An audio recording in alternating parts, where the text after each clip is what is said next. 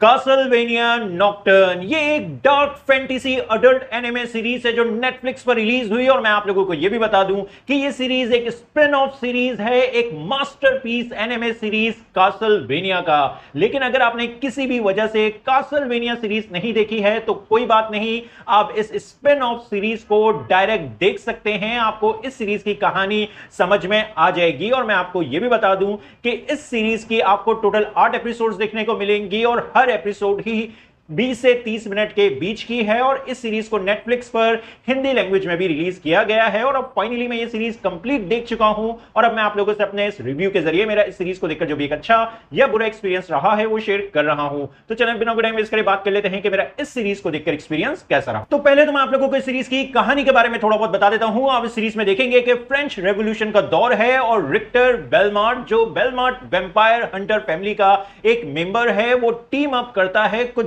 जादूगरों के साथ ताकि वो हमारी दुनिया को एक बड़े खतरे से बचा सके। तो आखिर वो खतरा क्या है, किससे है, क्यों है, ये सब जानने के लिए आपको देखना होगा इस सीरीज को। अब बात करें कि मेरा एक्सपीरियंस इस सीरीज को देखकर कैसा रहा। तो देखो, अगर आप लोगों ने मेरे कासलवेनिया सीरीज के रिव्यूज देखे हैं तो फिर आप लोगों को यह बात पता होगी कि कासलवेनिया मेरे कुछ फेवरेट शोज में से एक है और मेरी नजर में एक मास्टरपीस एनिमे सीरीज है और नेटफ्लिक्स के कुछ बेस्ट एनिमे शोज में से एक है। अगर आपको इंग्लिश आती है तो फिर आप कासलवेनिया सीरीज पहले देखिएगा और फिर उसके बाद आपने इस स्पिन ऑफ सीरीज को देखना है। अगर आप ऐसा करेंगे तो यकीन करें कि फिर जो इस स्पिन ऑफ सीरीज की एंडिंग का ट्विस्ट है वो देखकर आपको बहुत मजा आएगा। जो एंड का सीन है वो ऐसा है जो कासलवेनिया फैंस को सीटियां मारने पर मजबूर कर देगा और बॉडी में गूज बम्स ले आएगा। जी हां, वो एंड का सीन देखकर कासलवेनिया फैंस को तो मजा आ जाएगा। लेकिन ये फीलिंग्स सिर्फ कासलवेनिया फैंस के लिए है, उन लोगों के लिए है जिन्होंने कासलवेनिया सीरीज पहले देख रखी होगी।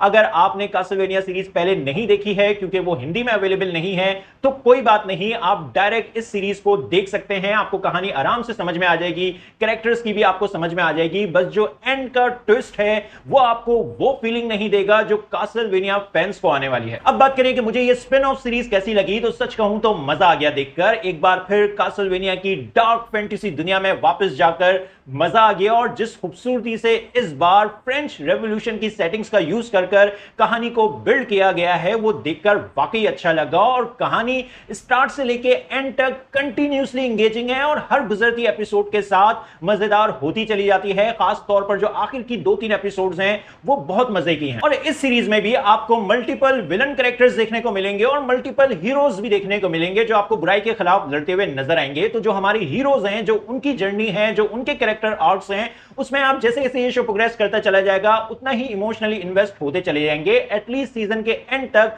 आपका एक थोड़ा बहुत इमोशनल कनेक्शन हमारे हीरोज से जरूर बिल्ड हो जाएगा। बाकी जो विलन कैरेक्टर्स हैं वो भी इंटरेस्टिंग कैरेक्टर हैं। जो एक सबसे पावरफुल विलन कैरेक्टर है उससे हमें काफी लेट जाके इंट्रोड्यूस करवाया गया है, इसलिए अभी मैं विलन के कैरेक्टर्स में उस तरह से इन्वेस्ट नहीं हो पाया जितना मैं हीरोज के कैरेक्टर्स में इन्वेस्ट रहा हूं। लेकिन एक्शन के मामले में आपको कोई कमी देखने को नहीं मिलेगी। एक्शन आपको बहुत सारा देखने को मिलेगा और हर थोड़ी थोड़ी देर के बाद ही आपको एक्शन देखने को मिलता रहेगा। और जब आखिर की एपिसोड्स में रिक्टर और उसकी टीम अपनी फुल पावर्स के साथ डीमंस और वैम्पायर से लड़ रही होगी तो वो जो फाइट सीन्स हैं वो देखकर आपको बहुत मजा आएगा। मुझे तो काफी मजा आया है और अगर आप एक एक्शन लवर हैं तो फिर आपको ये सीरीज देखकर जरूर मजा आएगा। और फिर एक बहुत ही इंटरेस्टिंग पॉइंट पर आकर ये सीरीज एंड होगी। जो एंडिंग है वो देखकर आपसे सीजन 2 के रिलीज का वेट नहीं होगा। और अगर आप कासलवेनिया सीरीज के फैंस हैं तो फिर जो एंडिंग का मजा है इस सीरीज की वो आपके लिए डबल ट्रिपल हो जाएगा। ये बात आपने जरूर याद रखनी है। मैं आपको अभी से बता रहा हूं कि एंडिंग देखकर आपको